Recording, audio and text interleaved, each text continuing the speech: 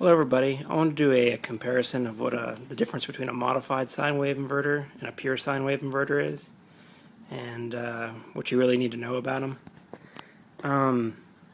Right here in this box it shows you what the difference between the wave is. Here's a modified sine wave, just kind of like on and off blocks, and your pure sine wave is like, pure, just like from the electric company.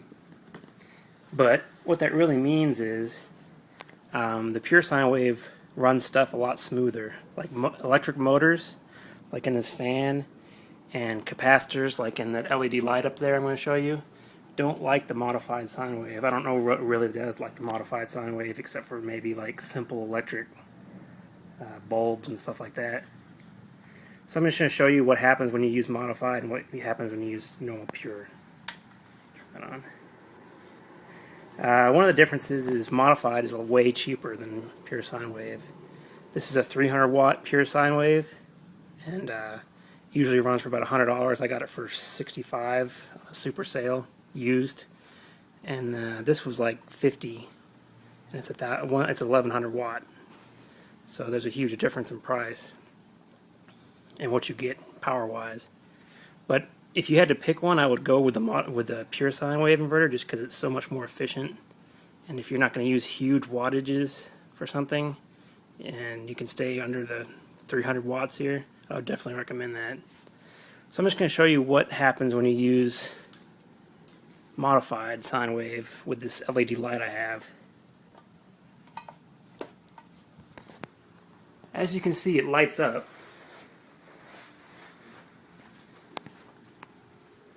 I don't know if you're going to be able to hear it, but there's a buzzing sound coming from the light bulb.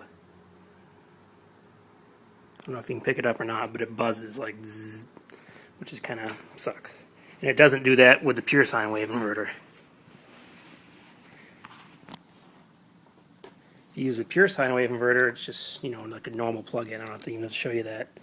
Now with this fan, you use the modified.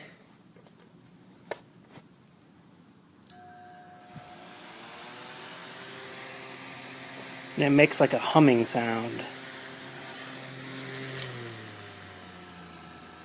I'm sure you can probably hear that humming sound.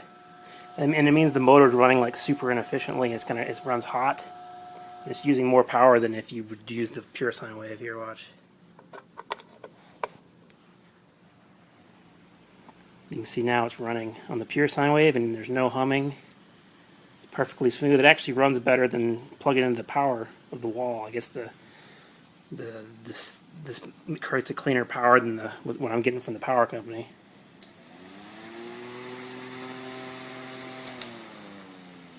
So I just kind of wanted to show you that. I definitely recommend this thing right here, especially if you can get it for a good price. I got it for like $65 used, and they're usually about $100.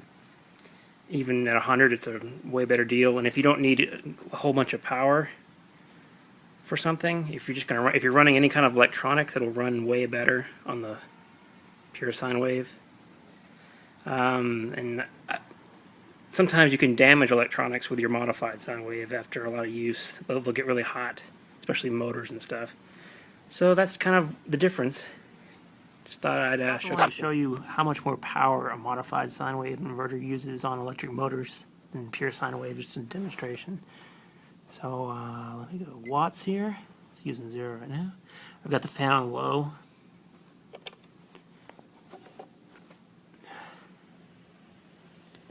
And it's using about 27 watts of power.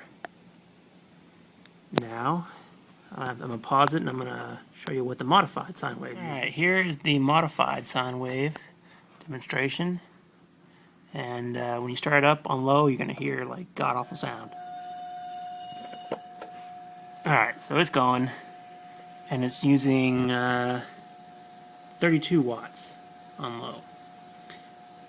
On high, it doesn't really seem to make a difference how many watts. They both use 50 on high, but on the lower settings, it's just running less efficiency. I guess the increased speed helps it out, helps even it out. So that's another difference right there.